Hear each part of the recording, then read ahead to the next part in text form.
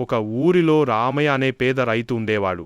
అతని వద్ద చిన్న పొలం, 2 ఎద్దులు, ఒక చిన్న కుటుంబం. అతను రోజూ తెల్లవారుజామునే లేచి పొలం పనులకు వెళ్తాడు. చెమటోడ్చి పనిచేసి సాయంత్రం ఇంటికి వచ్చేసి పిల్లలతో కాసేపు నవ్వుతూ గడిపేవాడు. ఒక సంవత్సరం వర్షాలు తక్కువగా పడ్డాయి. రామయ్య పండిన పంటలు ఎండిపోయాయి. అప్పుల పాలయ్యాడు.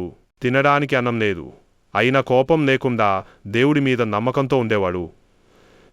ఒక్కరోజు ఊరికి వచ్చిన సార్వత్రిక సంఘం వారు పేద రైతులకు ఉచిత విత్తనాలు, ఎరువుని ఇవ్వాలని చెప్పారు.